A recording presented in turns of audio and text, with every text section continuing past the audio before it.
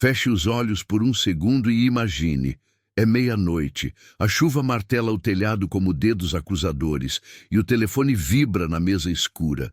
Demissão imediata. Seu coração para, o ar some e você olha para os rostos dormindo no quarto ao lado, sabendo que sem R$ 1 guardado, o amanhã não é promessa, é ameaça. 80,6 milhões de brasileiros acordam assim em 2026, com o nome sujo e o peito apertado, porque uma reserva de emergência não é luxo, é o fio que segura o mundo de não desabar. Se você já sentiu esse frio na espinha, esse vídeo é o seu grito de socorro respondido. Em 15 minutos, eu te levo pela história real de Clara, que do zero reconstruiu tudo, passo a passo, e vou te dar o mapa exato para você nunca mais dormir com medo.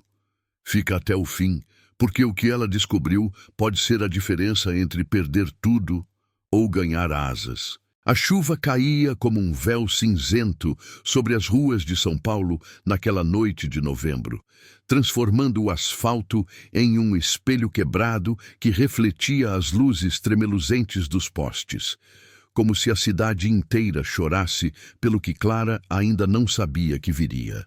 Ela estava na cozinha minúscula, o aroma de feijão requentado pairando no ar úmido, misturado ao cheiro metálico de moedas, contadas uma a uma na palma da mão calejada. 47, o resto do salário que evaporara em boletos, pão e um remédio caro para o filho que tossia baixinho no quarto. Aos 38 anos, Clara carregava nos ombros o peso invisível de uma vida que nunca pedira. Viúva jovem, com 2 meninos de 6 e 9 anos que olhavam para ela como se fosse o sol. Mesmo nos dias em que ela mal conseguia se erguer da cama, exausta de digitar planilhas alheias por um salário que mal cobria o essencial. "Mãe, quando a gente vai para o zoológico de novo?" perguntava o caçula na semana anterior. E ela sorria, engolindo o nó na garganta, prometendo um "logo, logo", que era só fumaça. Mas naquela noite, enquanto o vapor da panela embaçava o vidro da janela, o celular tocou. Um número corporativo que ela reconheceu como o veneno doce do fim. "Clara, precisamos conversar", disse a voz do RH, fria como o vento que se infiltrava pelas frestas. "Cortes orçamentários. Seu contrato termina na sexta." O mundo dela não girou. Parou. O telefone escorregou da mão, batendo no chão com um estalo que ecoou como um tiro no silêncio da casa adormecida, e ela deslizou pela parede, as costas frias contra o azulejo rachado, sentindo o pânico subir como bile. Como pagar o aluguel de 1.200 que vencia em 10 dias? Onde arranjar 300 para os remédios? E o colégio, as contas de luz que piscavam em vermelho no AP, sem reserva de emergência, aqueles 2. 0 que ela sempre adiara, depois do Natal, depois das férias, viraram o fantasma que assombrava seus pensamentos, sussurrando verdades cruéis. Venda o sofá, peça esmola para os vizinhos, ou pior, minta para os filhos que a mamãe achou um emprego melhor. Enquanto o desespero roía as bordas da sanidade dela, transformando noites em vigílias onde o tic-tac do relógio soava como um countdown para o abismo. No dia seguinte, o sol de novembro entrava fraco pela cortina fina, pintando listras douradas no chão de taco gasto, mas Clara não via beleza.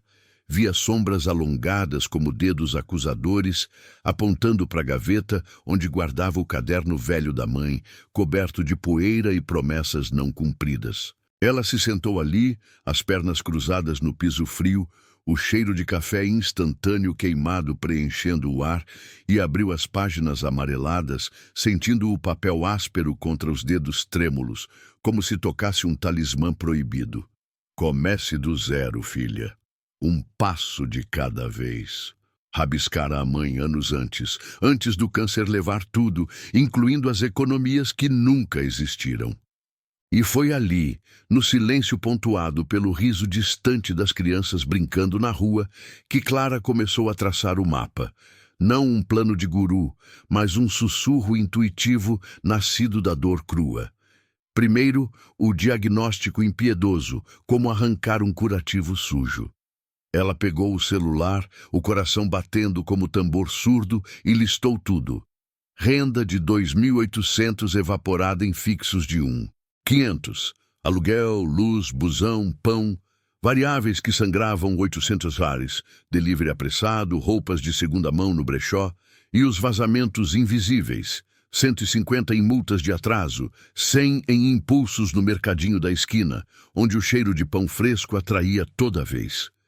Eu sou o buraco, pensou ela, lágrimas quentes escorrendo pelo rosto, molhando o papel como chuva interna, mas naquele choro veio a faísca, clareza, afiada como lâmina, revelando que não era falta de dinheiro, mas de direção. O segundo passo veio como uma respiração profunda, o ar enchendo os pulmões apertados, priorizar o inegociável, cortando o supérfluo com mãos que doíam de ternura por si mesma. Ela cancelou o plano de TV a cabo, que mal assistia, sentindo o alívio misturado à saudade do noticiário que a conectava ao mundo. Trocou o delivery de cesta por massas caseiras, o vapor subindo da panela como fumaça de sacrifício, liberando 200 que ela jurou não tocar, e negociou o aluguel com o senhorio rabugento, voz tremendo no telefone, mas ganhando uma prorrogação que cheirava a vitória pequena, como o primeiro gole de água após uma maratona.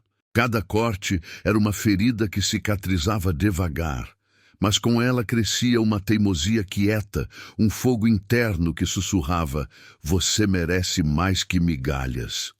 Os dias se arrastavam como névoa espessa, o metrô rangendo sob os pés de Clara enquanto ela buscava bicos, costurando cortinas para vizinhas, o zumbido da máquina ecoando seus pensamentos fragmentados, ou vendendo bolos na feira de domingo, o aroma doce de baunilha misturado ao suor da esperança frágil. Mas o terceiro passo a ancorou, esticar o que restava, transformando o escasso em sustentável, como uma raiz que se aprofunda na terra seca em busca de umidade escondida. Ela descobriu os hacks que ninguém conta. O app de cashback, que devolvia 8% no supermercado, onde o carrinho rangia com arroz e feijão em pacotes econômicos, poupando 50 que pareciam ouro. As trocas com a comunidade, como aulas de reforço para os filhos em troca de frutas frescas da horta do vizinho, o solo úmido cheirando a terra renovada e o ritual semanal de caixa de paz, onde separava 100 num envelope escondido, sentindo o papel grosso como uma promessa tátil contra o peito. Não era fácil. Noites em que o cansaço a derrubava na cama dura, o corpo doendo como se carregasse o mundo, e dúvidas que rastejavam como sombras. E se não der tempo? E se os meninos sentirem fome? Mas cada real esticado era uma vitória sussurrada, um eco da mãe que dizia, grão por grão, o papo enche. E devagar, o elástico do mês começava a ceder, revelando espaço onde antes só havia vazio. Então veio o clímax, naquela tarde de dezembro, quando o caçula adoeceu de verdade. Febre alta, tosse que rasgava o peito pequeno e o hospital público lotado como um inferno particular, o cheiro de desinfetante queimando as narinas. Sem reserva, Clara teria implorado, vendido o que restava, mas aqueles 800 acumulados em 3 meses de lágrimas e teimosia pagaram o particular, o quarto fresco com cortinas brancas balançando ao vento e o médico que disse, ela vai ficar bem. Ali, de joelhos ao lado da cama do filho, com o bip do monitor como batida de coração coletivo, Clara sentiu a reviravolta. Não era só dinheiro. Era o fio que tecia a dignidade de volta, o escudo contra o caos que ameaça engolir os vulneráveis. Enquanto esperava o soro pingar devagar na veia fina do caçula, Clara folheou o caderno, os olhos vermelhos fixos numa frase rabiscada pela própria mão, inspirada num livro que lera em noites insones. Os pobres e a classe média trabalham pelo dinheiro. Os ricos fazem o dinheiro trabalhar para eles, de Robert Kiyosaki, ecoando como um mantra amargo doce. E ali, no quarto estéril que cheirava a antisséptico e alívio, veio o dado que a atingiu como um raio de verdade crua. Em janeiro de 2026, 80,6 milhões de famílias brasileiras entram o ano com o nome sujo, o endividamento consumindo 49,3% da renda anual, segundo o Banco Central. Números frios que para ela eram o calor da própria pele arrepiada, o lembrete de que sua luta não era solitária, mas um coro silenciado de mães, pais, sonhadores que mereciam mais que sobrevivência.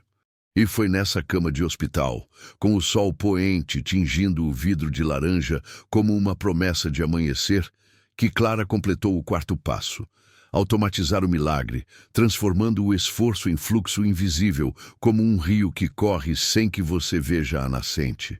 Ela configurou o app do banco naquela mesma noite, o brilho da tela refletindo nos olhos exaustos, 200 automáticos para o aluguel, 100 para os essenciais e 50 para o fundo de asas, no Tesouro Selic, que rendia quieto como um guardião adormecido. Meses se passaram, e o que começou como sussurro virou rugido.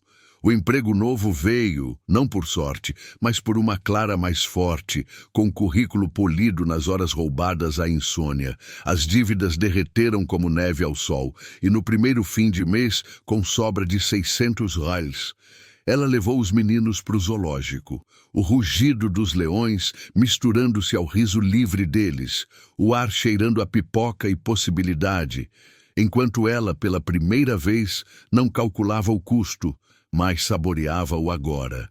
A revelação veio não em fanfarra, mas em silêncio profundo. A reserva de emergência não salva só o bolso, salva a alma, reconstrói o que o medo despedaça, transforma vítimas em arquitetas de destinos tecidos com fios de coragem. Clara, hoje, olha para aquela foto amarelada e sorri. Não porque o dinheiro multiplica milagres, mas porque ela aprendeu que o zero não é fim. É o solo fértil onde as raízes mais fortes se aprofundam. E você, que ouve isso com o peito apertado, sinta o eco. Sua história não precisa acabar em avalanche. Pode renascer em rede de segurança, passo por passo, do zero ao voo. Já viveu uma noite assim, onde o telefone trouxe o abismo? Ou sente ele rondando como sombra no canto do olho? Se isso te tocou como um soco no estômago, medo misturado a fogo, é porque o universo conspirou para esse vídeo chegar até você agora, em 2026, quando 80 milhões precisam desse mapa tanto quanto você. Pause, respire e comece hoje. Liste uma despesa, transfira 20 para o fundo, sinta o poder dessa faísca virando chama. Compartilhe isso com aquela pessoa que ama e que acorda contando moedas. Seu gesto pode ser o caderno velho que salva uma família. E se inscreva no canal, ative o sininho, mas só se tiver coragem de transformar sua dor em asas, porque histórias como a de Clara não esperam. Elas voam para quem ousa segui-las. O que você vai fazer com seu zero? Comente abaixo. Eu leio cada palavra como um segredo confidenciado. Um abraço no escuro da sua cozinha. Você não está sozinho.